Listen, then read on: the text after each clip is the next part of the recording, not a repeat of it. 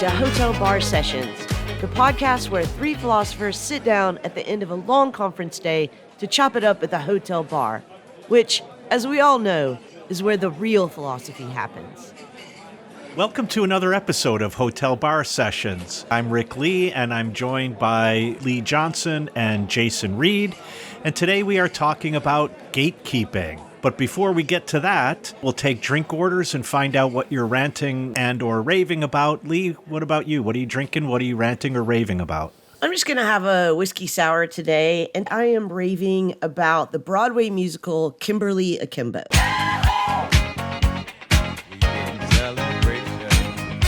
So I took a trip to New York in May to visit one of my friends, Emma Bianchi, and we went to go see Kimberly Akimbo on Broadway. This is a fantastic show. If you like musicals, which I love, and I know Rick does as well, this is one of the best I've seen in a long, long time. It's about a young girl, 16-year-old girl, who has a rare genetic disorder that causes her to age at 4 times the regular rate. So although she's only 15 or 16 when the show starts, she's played by a 60-something-year-old woman. And of course, it's partially about all of the teenage growing up drama, but also about the disease that Kimberly is battling. And it tells this really amazing story about how when you're young, growing older is the cure, and when you're old, growing older is the disease. So I highly recommend it. Kimberly Akimbo, Wow. Go see it. And can I sub-rave Emma Bianchi? Yes. Love you, Emma. One of our Patreon supporters. Jason, what about you? What are you drinking and what are you ranting or raving about? So I'm just going to have an Allagash White, and I am raving about How to Blow Up a Pipeline, the movie. So How to Blow Up a Pipeline is a book by Andreas Malm, published by Verso. I think this is the first time Verso's had one of their books made into a movie, unless there's a Minimum Moralia film out there somewhere, in which case I would love to see it. Although I thought about that and I was like, you could totally do that as a series. Yeah, of Minimum course, Moralia yeah. would be like Curb Your Enthusiasm, only more so. More but giant anyways, shots. Yeah, exactly. So How to Blow Up a Pipeline, it should be called Why to Blow Up a Pipeline, because it's an argument about why, given the inability of elected officials to do anything about global warming, why people should maybe take in their own hands a nonviolent destruction of property and so on. The film is an interesting adaptation of that. It's done as a heist film. It's very kind of like white knuckle, but it's just amazing to know that it exists. Like when I saw the movie, and I saw it in the theater, there was the usual trailers, and I just realized how much a lot of films are just complete military propaganda. And it's so good to see a film that is, it's definitely an agitprop kind of work, but it's like a different kind of propaganda for doing something about global warming. So it's a fun film to check out. And it really works as a film, even if you're not there for the politics. Well, I was going to rave, but I'll turn my rave into a rant, and then I'll sub-rave my own rant. But I'm drinking a Reisdorf Kolsch, and today I am ranting about, what's his name? Ron DeSantis. For those of you who don't know, the governor of Florida is one of my best buds. Love you, Ron. And there are so many things I could rant about this week, but I'm going to pick out his mulling over whether to send the Florida National Guard to the Texas border because of the quote-unquote immigration crisis. But let me sub-rave the students at New College in Florida who staged an alternative commencement to protest his takeover of the Board of Trustees of that university. So here's to you, students. Go get my buddy Ron. Aluta continua.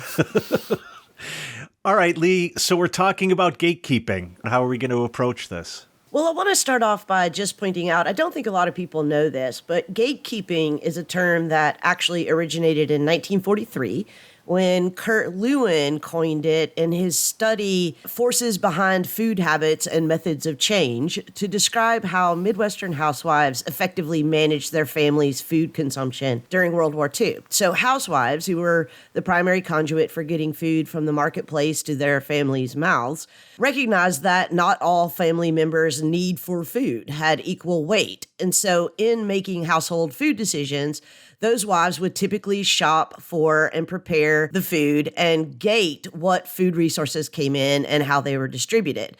So that's to say that the original meaning of gatekeeping wasn't just about setting up gates to keep people out of some place where they didn't merit admission.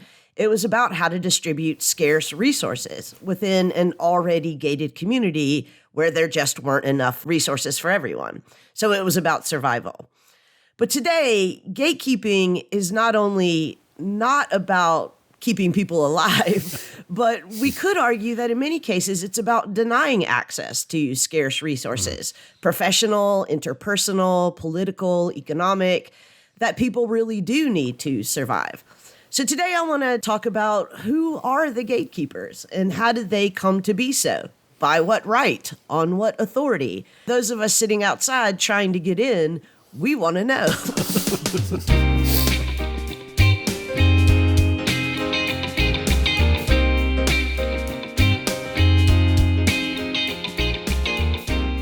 All right, guys, so there are a lot of different forms of gatekeeping. I mean, I can think, for example, of the way that in our profession, there are gatekeepers about who gets hired, who gets promoted, who gets featured, and who gets published. But, there are social forms of gatekeeping, political forms of gatekeeping. I'm just wondering if you guys have some sort of favorite examples of gatekeeping. I think one form that you mentioned, Lee, that's being discussed a lot more lately than it ever has been is the process by which particularly essays get published in scholarly journals. Mm-hmm. So for those who don't know, I'm thinking about you, Dave. When someone writes an essay, they submit it to a scholarly journal to be published, and that usually in good journals is sent out to reviewers or referees who don't know the identity of the author in the best case scenario, and they advise the editor on whether to publish it or not. And that process has really been coming under a lot of fire lately because of this negative connotation of gatekeeping, that journals tend to publish the same thing from the same perspective. We in the profession have the joke about the famous referee number 2 or reviewer number 2, who's usually just a big asshole. And so I think that's one form of gatekeeping that I've had on my mind lately, just because the discussion of it has been in the air quite a bit for the last couple of years. Yeah, for a long time in philosophy, one of the gates that was kept the most stringently, I'm not sure that that's the right adjective, but you know what I mean, that had the biggest locks on it was the gate that was titled, "What is real philosophy?" For a long time, if you were doing feminism or if you were doing queer theory or race theory, or even in some cases, just social and political theory, value theory, people were like, well, that's not real philosophy. And it's kind of hard to point to particular gatekeepers, but we all knew them when we met them because they would say to you, that's not real philosophy. But who set that standard and how did it change? It's a mystery, really. Yeah. Well, and for a long time, continental philosophy was not considered philosophy. Right. And then the interesting phenomena is because one gate didn't open, as we know, a lot of continental philosophers, especially French philosophers, people like Derrida, Deleuze, etc., were taken up and taught in different types of academic programs like comparative literature and other programs. So because one gate didn't open, another gate was opened. And then that still kind of persists this day. I mean, one of the biggest gates in philosophy is this gate of, as you said, who gets to be called a philosopher and who gets to be considered doing real philosophy. And, I think people have different definitions of it. Some people, it's very much an institutional definition. If you're in a philosophy department, you're a real philosopher, right? Right. Other people use other normative sense of what real philosophy is. And there's also a question of what a philosopher is supposed to look like. There was an incident very recently where a woman posted on Twitter a picture of David Hume and a picture of herself and something like this is what a philosopher looks like. She wrote a blog post about this later, and she was subject to some of the most cruel, misogynistic, and violent sort of reactions to this because she was a woman, she was younger than what a philosopher would look like, but mainly because she's a woman, and subject to some of the harshest kind of gatekeeping. And there is, I think, around philosophy, unlike other things, because philosophy is seen as synonymous with like reason, rationality, etc., there are some people who are really invested in those gates, who are really at the gates at all times, ready to slam them shut or brandish their weapons to keep people out. I have a colleague, and there's no chance in hell he listens to this podcast. But if he does, you know who you are. And he's someone who constantly locks that gate and polices that gate. And he's like the quintessential old man in front of the gate, like, you kids get away from my gate. And we've beaten him down enough that he stopped saying that's not real philosophy. And now he says, that's not traditional philosophy. But yeah, there is a lot of this gatekeeping going on, and usually trying to guard what the status quo has been maintaining out of a certain kind of fear, I think. You know, when you mention that rejoinder, this is not what traditional philosophy is, that reminds me a lot of the argument that we're hearing now in the Republican Party, where it seems like everyone's accusing everyone else of being a rhino, a Republican in name only. And a lot of times you'll hear people say, you know, that person's not a real conservative. So this is the claim leveled against most of the MAGA Republicans, is that they're not actually real conservatives. They're something else. Yeah, so the word real does a lot of gatekeeping work in a lot of different ways. But I think we're kind of dancing around the topic, what is the point of the gate? Is it just to be able to call yourself a philosopher or call yourself a Republican or whatever? Or is there a more significant sense of legitimacy that we gain when we're recognized by the gatekeepers or let inside the gates? I mean, I suppose people would argue there's a positive side to this, right? It's not gatekeeping, but it's a quality assurance program, right? So that we review these articles for publication just to make sure that the journal is publishing quality work. And sure, maybe that's the case, but it also is the case that quality is a slippery enough word that it can be used as a bludgeon to actually police the gate. To me, the most positive arena in which I witness gatekeeping, or rather the arena in which I wish we had more gatekeepers, is in the arena of information. You know, in journalism schools, they teach gatekeeping theory. So the idea in journalistic ethics is that it is a part of a responsibility of a journalist to more or less filter what information gets distributed and what doesn't. And there are all kinds of measures by which you judge not only whether something is newsworthy, but also, you know, whether it's true, whether it's being presented in an unbiased way, whether it's fair, et cetera, et cetera. And of course, now, I mean, I wonder even how they teach gatekeeping theory in journalism schools anymore, because it's not as if there's just ABC and CBS and NBC out there that are the gatekeepers of information. I mean, quite literally everyone who has a Wi-Fi connection is, you know, some kind of a journalist, you know. The gates are wide open on the internet. I mean, we see the deleterious effects of that. We see what happens when there are no quality assurance programs, quality assurance officers. Talk about bullshit job. Well, I mean, is it though? I mean, you know, like... Well, isn't the argument on the other side, let's not pretend as if journalists weren't also doing a negative job of gatekeeping. As the rumors and stories go, journalists weren't talking about JFK's affair with Marilyn Monroe, even though they all knew it. Journalists never took photographs or talked about FDR's polio and being in a wheelchair. So, I mean, they were gatekeeping in, I think, some of the negative senses that we've been talking about as well.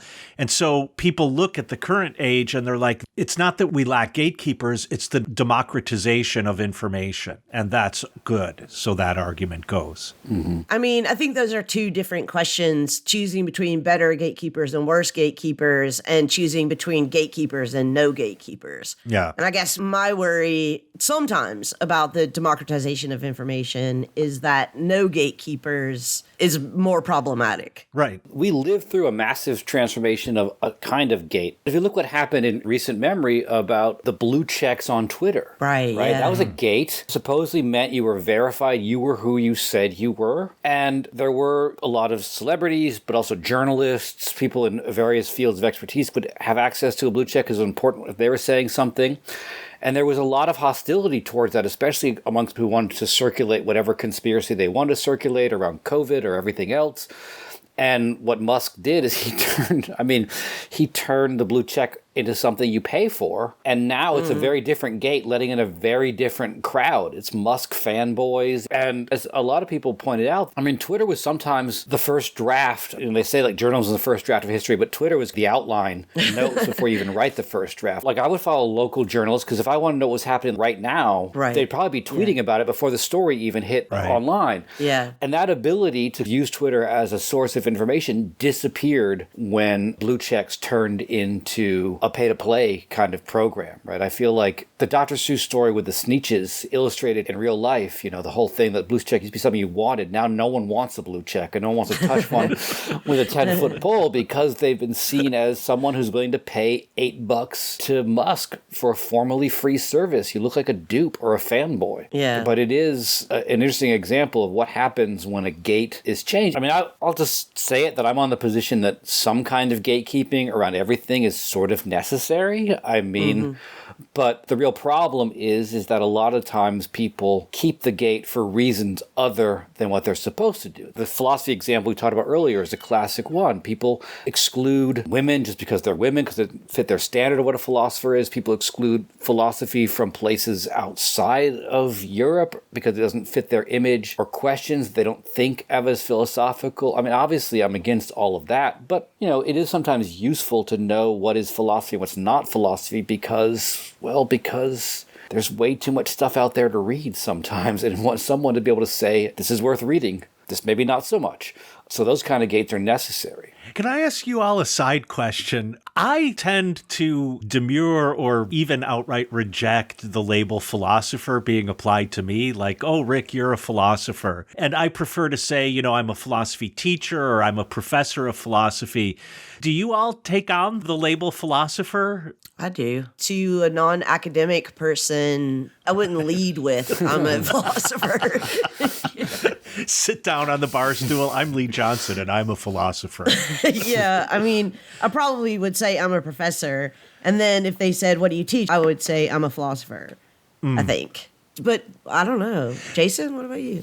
Yeah, it's a tough one. I mean, like you, if someone asked me the classic, you know, what do you do for a living? I would say that I teach.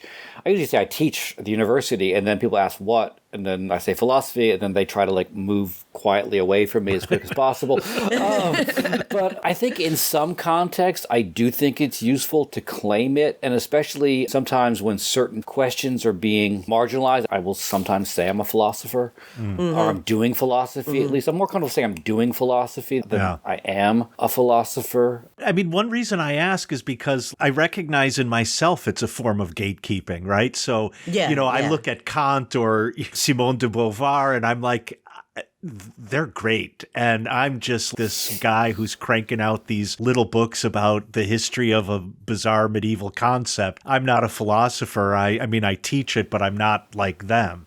And so in a sense, I am keeping the gate there and I'm keeping myself outside.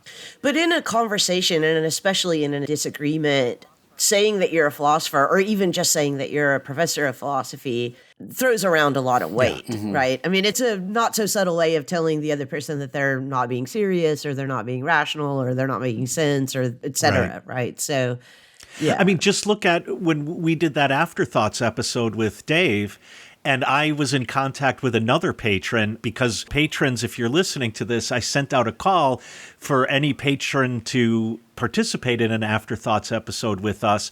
And like Dave, this other respondent said, I'm a little scared because you all are philosophers. Well, it's still debatable whether I am. But. I mean, I may be, but I'm a big dumb one, as Twitter recently pointed out. So if I could just return for a second to the comment Jason made earlier, which I do agree with, that some level of gatekeeping is necessary in almost every area of social interaction. And so for me, the problem is better or worse gatekeeping. And also, really importantly, the transparency of gatekeeping, not so much whether there are gates or whether they are kept. I mean, obviously, there are important gatekeeping mechanisms that we have for our safety, right? Like, I mean, I want my medical doctor to have a medical degree. I don't want, I want my mechanic to actually know how an engine runs. I think those kinds of things are important, and we can't ignore that that's also gatekeeping. Just job requirements are gatekeeping. Can you lift 50 pounds? An area I'd like to see a little bit more gatekeeping is in relation to firearms. Oh, my God. Well, you can't get more gatekeeping with firearms, though, because they're using all the firearms to keep the gates. To keep other gates, yeah.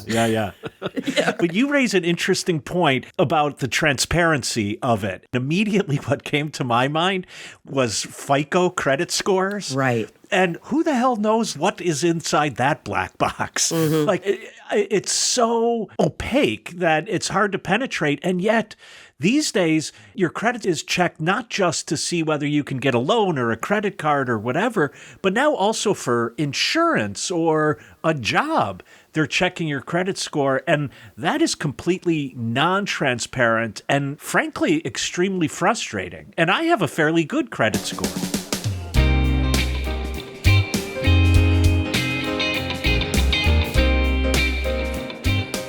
Hey, listeners, we've got 3 quick asks from your hosts here at Hotel Bar Sessions. First, if you haven't done so already, make sure that you're subscribed to this podcast on whatever platform that you listen to podcasts. Second, hop on over to Twitter and make sure that you followed Hotel Bar Podcast there. We're at Hotel Bar Podcast, and you can find the Twitter handles of all 3 co-hosts in the bio there. And third, and probably most importantly, we would really appreciate it if you could recommend us to your friends and share our podcast posts on your social media.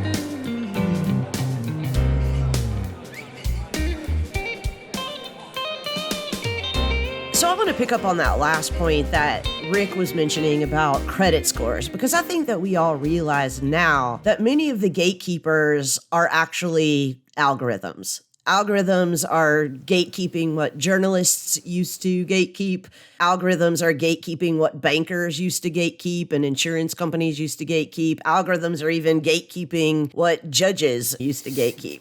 So there's something not only concerning, but a little frightening about the non-transparency of algorithms, given how much they control our access to things or denial of access to things.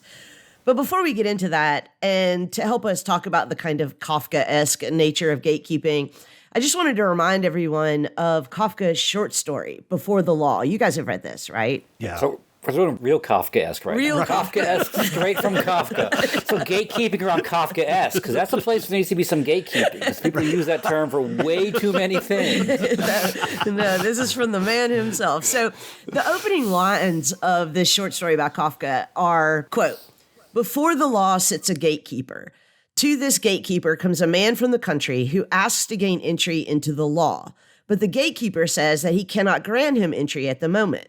The man thinks about it and then asks if he will be allowed to come in later on. It is possible, says the gatekeeper, but not now." Those are the opening lines to Before the Law. Now, obviously, this short story gives us a really prescient picture of what I think is the model of the 21st century gatekeeper, the mysterious and ruthlessly authoritarian algorithm. So I'm wondering if you guys think that we're really in a new era of gatekeeping. Yeah, I mean, we've talked about transparency, and given that we've said that gatekeeping of some sort is necessary, that if you were to set like a model of just gatekeeping, it would be both transparent and there would be some recourse to contest it. Yeah. Some ability to say, like, why am I not being let into this door, gatekeeper? Can I talk to your boss? Or I want to speak to the manager. Right. Which happens in the Kafka parable. He says that there are other guards that they're more powerful than I am, right? He says, like, yeah, you don't want to mess with them, basically. And I think one of the things that the algorithmic nature of gatekeeping does is it kind of black boxes the very nature of the gate. You're unable to say, I think I've been excluded for the wrong reason, right? It sort of just happens automatically. Like the credit score is, I think, a great example. You don't know what the hell you did. And there are all kinds of stories about how like you can be late with one bill, you check your credit score too many times. It's almost like there's like a weird superstition around credit scores. It's like, don't do this. Yeah. The credit score gods will be angry at you or whatever. Because that's precisely how untransparent and unable we are to have any kind of contestation of it. And it seems to me the algorithmic gatekeeping is harder to contest because to some extent it's been automated and there's no one you can say, hey, I think you made a mistake here. I think I'm supposed to be in this gate, because the algorithm doesn't really have a way to be addressed in such a way. It's like more Kafka-esque than Kafka. Years ago, I once contested something on my credit report, and the creditor never responded to my contestation. And I think they've changed the rules about this recently, but the result of all of that was it just said on my credit report that I contest this. It didn't say anything else. And I thought, like, this is ridiculous. But also, this is a perfect example of something else related to the black box nature of algorithms. On the face of it, it seems that what credit scores are supposed to do is give an indication to creditors the likelihood that the person they're extending credit to will pay back the credit you're offering them. One of the things they seem to look at, who knows, but they seem to look at whether you've ever been late or not. Mm-hmm. Now, I don't think that being late on a payment is an indication that you're not going to pay back the credit that has been extended to you. In fact, one could argue that you paid anyhow, even though you were late, is an indication you're more likely to pay back the credit that has been extended to you. But also, what that is testing for turns out to be something more like, do you have a full-time regular job that you could pay bills as they come due? Or do you have sporadic employment and we're not sure whether you're going to pay this today or tomorrow? And so the transparency of all of this, I think, is important, especially in what is this algorithm promoting? What is this algorithm testing for? Yeah, let's be honest. The reason all of this was automated was supposedly to secure banks, right? I mean, so that you don't have like your dad's brother's golf friend making a decision about whether you get a loan or not. And given the performance of banks over the last 15 years, I don't think it's doing that good of a job. I've seen, and I'm not entirely up on what's happening with credit scores, but I've seen discussion about how the credit score industry, because we produce so much information about ourselves, not just whether or not we paid a bill on time or whatever, but because of social media, etc. All this interesting, weird stuff. Like they found that people who buy exotic reptiles tend to default on loans. And so they want to include that. Like, did you buy a boa constrictor recently? That'll affect your credit score. The idea is total information monitoring in the sense that your credit score becomes not just this narrowly focused how much debt you have, how much you're paying your bills, but becomes a picture of you as a person. And it's interesting that in Marx's response to James Mill's talks about debt in this very interesting way, and he mentions this, like you become sort of capital personified in debt. Mm-hmm. And there's an interesting thing, I think, you usually think of Marx talking about alienation, that the problem with capital is that it doesn't treat you as a whole person, it just treats you as your labor capacity. But when it comes to debt, the more capital tries to embrace your whole person, the more controlling it is, right? Because it wants to know everything about you, because everything about you, especially in the sort of algorithmic world, becomes calculable. And there is data about, say, how people who buy motorcycles pay their bills or how responsible podcasters are. All this data is being collected, and this complete and total personification is a complete and total control and observation, so that everything becomes that might mess up your credit score. I think two things that we also have to think about in terms of algorithmic gatekeepers is, one, that as with all algorithms, there's this kind of feedback loop phenomenon. So, they're not just measuring a world, they're producing a world. They're not just measuring subjects, they're producing subjects as the subjects that they are. And the other thing is that they're changing so quickly. They learn so quickly and improve themselves so quickly. So unlike the olden days with human gatekeepers, if we were going to have a change in the way that we collectively understand creditworthiness, there would be a long cultural conversation about, for example, boa constrictors or whatever kinds of exotic reptiles. And over time, views would change, and the people who are kind of the authorities in this area would come to represent those dominant norms with regard to creditworthiness and exotic reptiles. But because the algorithms are constantly improving themselves and constantly adjusting to a world, which again, by the way, they're also manufacturing because of the way that information is gated through algorithms, buying and purchasing, not just debt, but buying and purchasing powers are gated through algorithms, criminal records are gated through algorithms, medical record, everything. Because of that, they're constantly improving. You can't ever say like, well, let's just open up the black box and write the actual list of rules that it's using right right now, because by the time it's written, the rules have changed. Yeah, and I think another example of this kind of thing is search engine optimization, SEO. Yeah. There was an obvious problem at a certain point, namely that the internet became so large. I don't know if you remember this, but there used to be a front page to the internet, right? Yep. And it would just list all the websites on the internet. And then that turned into a kind of phone book, and then Google emerged. And, the idea is how to find the information that's most relevant to me. So Google tried to invent this algorithm to do that. Then they tweak their algorithm over time. And now I think search engine optimization is as much as a voodoo science as is credit scores. People say, oh, you have to have links on your page, or pages have to link to you, or you have to update your content more. Or shake these chicken bones. Right. Turn around 3 times and burn sage. And I just heard an interview with the editor of The Verge, Nilay Patel, who is, I think, a fairly smart guy and also trained in law. And he's arguing that the emergence of ChatGPT is going to make the internet no longer Google's internet. Mm-hmm. His argument is basically about search engine optimization, that AI, and not just large language models, but other forms of AI, will do an end run around Google's search algorithm, and it'll make the internet fundamentally different. Up until now, we've been living in Google's internet, but my God, that search algorithm is a tremendous black box. Yeah. And it's huge. If you're on the second page of Google, then you're dead to me. Like, I don't know the last time I went on to the second page. If I could just bring back Kafka once more for this talk about algorithmic gatekeepers, the guy who's trying to get through the gates in Kafka's Before the Law literally dies without being granted entrance. And in his dying moments, he asks the gatekeeper, how is it that, I've been here for all of these years and nobody but me has ever even requested entry? To which the gatekeeper replies, this entrance was only assigned to you.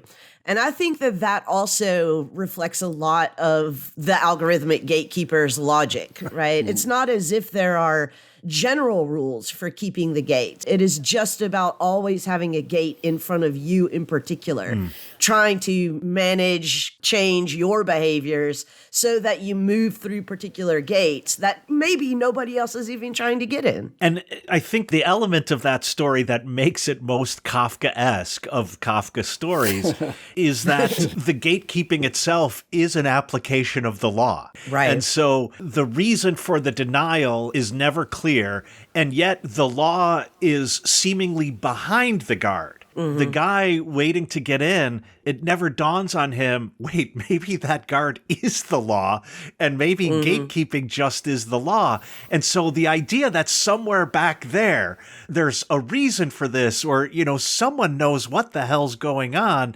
We all seem to have that idea, and yet we're constantly held away from getting back there, getting to the manager, getting into the office where the manager is.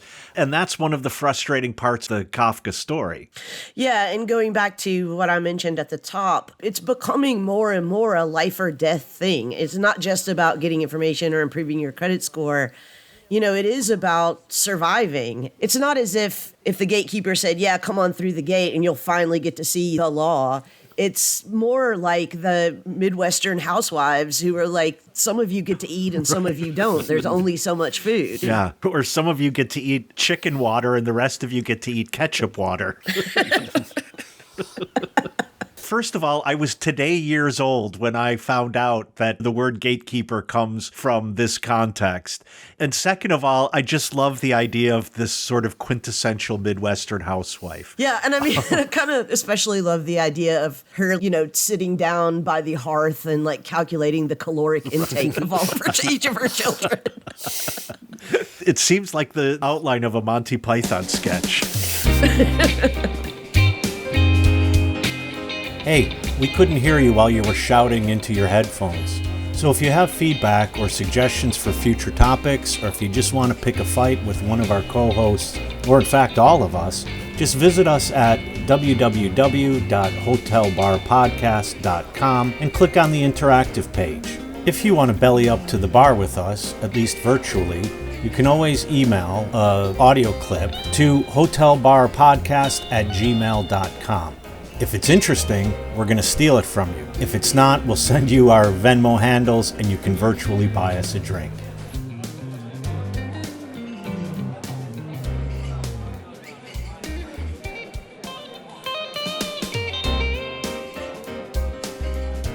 So we talked about two problems with gatekeeping. One is when gatekeeping is not transparent. Another is when gatekeeping has some kind of ulterior motives and doing something other than letting their philosophers in, excluding people for other reasons.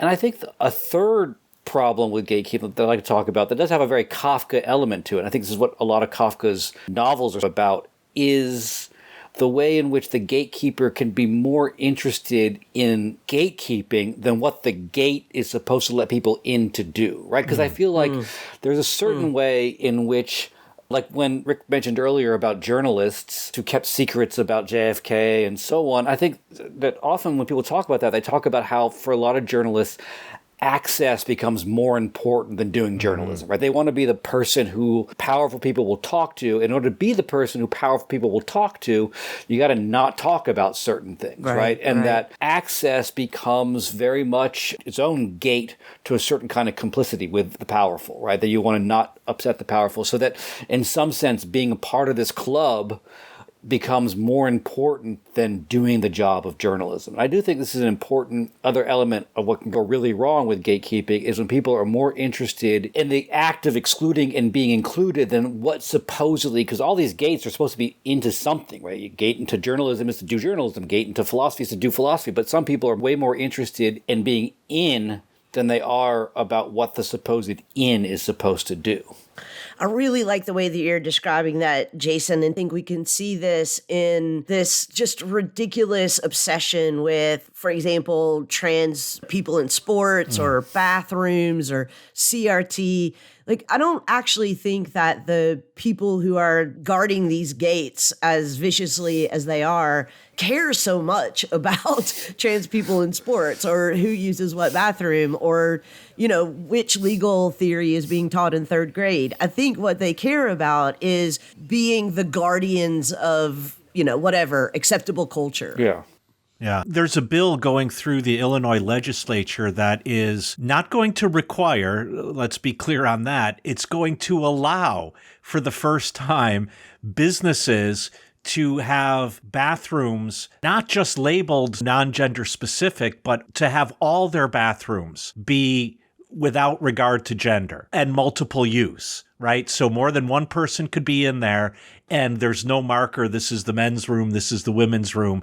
And one of our Republican senators said, if my teenage daughter goes into a bathroom and a man walks in after her, I'm going to go in and fucking kill him. First of all, the man just threatened violence, okay? But secondly, I've been in so many other countries around the world, in Poland and Italy and all over the place, where there have been for years and years and years bathrooms that more than one person can use, and there's no gender on the door. And somehow it's fine. And let me tell you that as a cis woman, if a line to the ladies' room gets long enough, we will go in the men's bathroom. Yeah. I have done it so many times and never once sexually assaulted anyone, weirdly. But yeah, there is a policing of something, and it doesn't have anything to do with violence. It doesn't have anything to do with sexual assault or any of that. It's the policing of a certain cultural norm that I think is in reaction to a feeling of some kind of loss or something. And there is an incredible amount of gatekeeping going on in this direction these days. Right. And sometimes the gate is kept even if people aren't trying to get in. I just talked to my brother, and he's like, I walk by this bar that has a drag night every night. I've never seen a single kid in line because it's a bar. Right.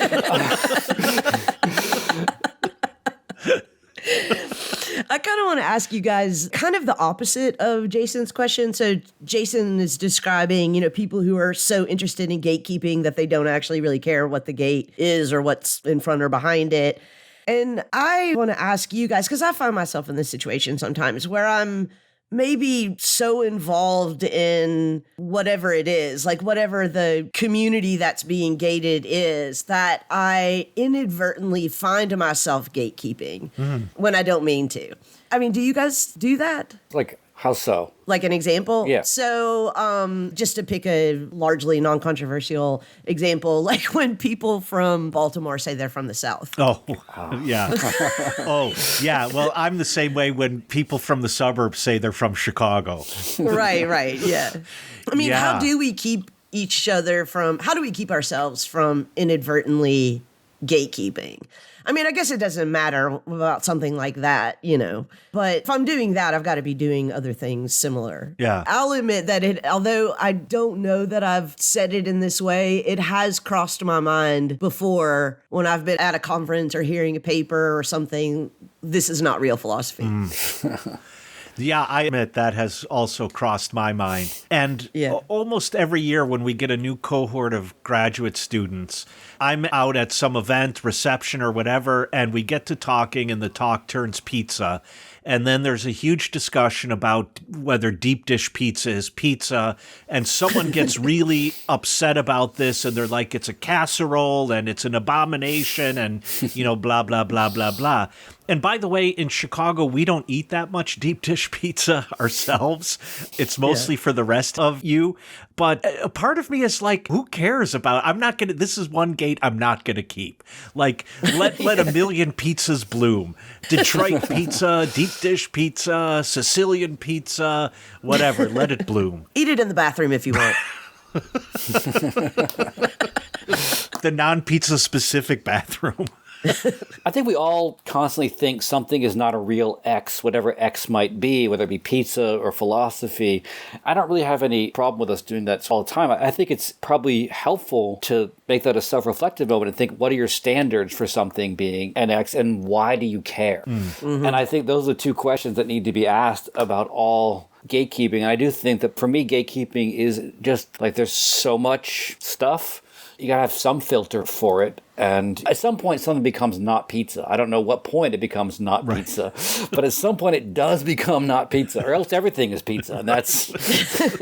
I mean, I think this is in part the complaint of people who call cancel culture, right? Is that there's a gatekeeping going on there and that it's not transparent and it's denying people access to really important resources, like, for example, being able to say whatever they want on the internet. And so when I think, this shouldn't be allowed on the internet or this shouldn't be allowed on Twitter, to be specific, I don't think that what I'm doing is gatekeeping. I don't even think what I'm doing is canceling, but I don't think that I can make a good argument why it's not. Right. But in some sense, I mean, part of what bothers me about the whole cancel culture thing is that all culture is cancel culture. All culture is a matter of saying, we don't eat this, we don't do this, we don't say this. A set of unstated rules about everything. And in some sense, to have a culture is to exclude certain things, right? To have an area is to say that it ends at the suburbs. And if you're from the suburbs, you're not from there.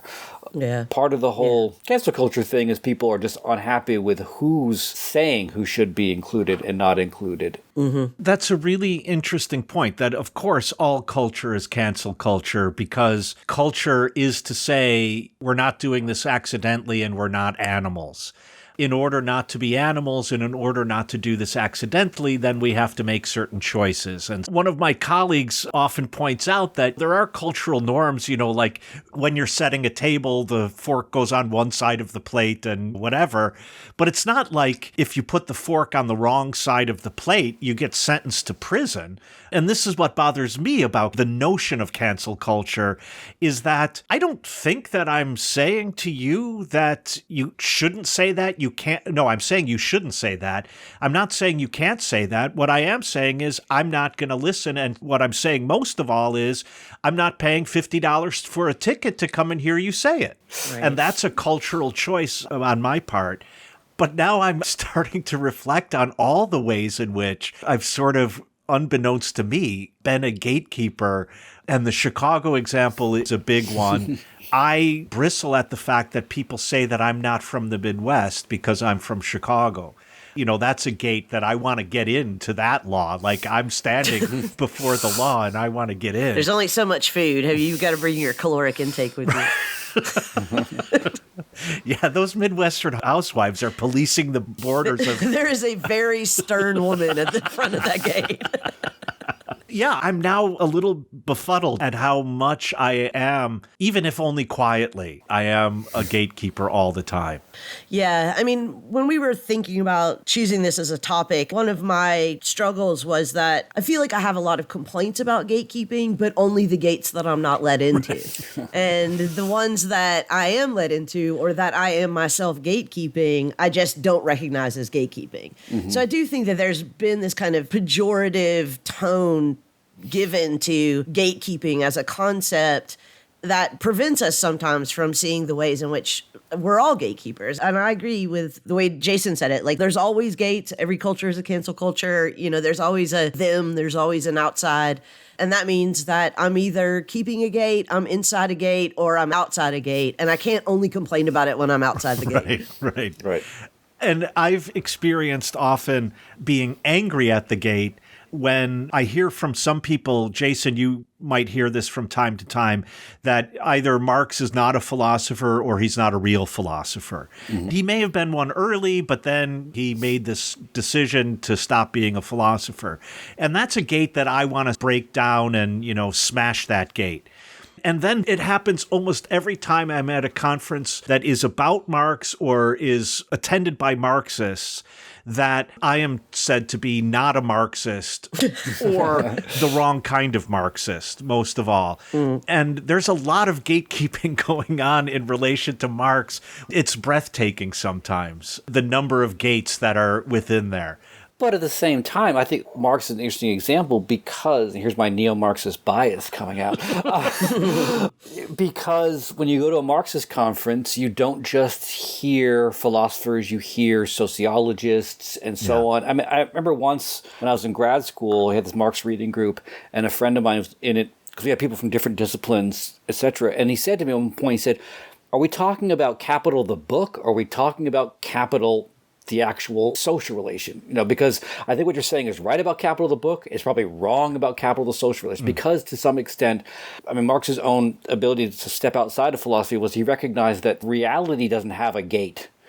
Just like he early on, right, he went from law to philosophy when he was a young man because he realized that legal questions rested on philosophical presuppositions. And later in his life, Marx recognized that a lot of what was happening in politics was determined by what's happening in the economy, sort of straddling the gate because, gates are our creations. The world is a mix of all different sort of stuff. And to make sense of it, sometimes you have to recognize that the gates are useful filters, but they can be hindrances as well to make sense of the world. I think outside of just professional things like who is a real philosopher or what is real philosophy, but most of the gatekeeping that bothers me the most has to do with social relations, like what is real femininity and masculinity, for example, or what is middle class. Right. I'm not sure that those are as Kafka-esque as how I get information and what information I get, or how my credit score is kept, because I do still think that those are gates that are largely constructed and kept through a much broader social conversation, cultural conversation that I can be a part of or cannot be a part of. Right, yeah.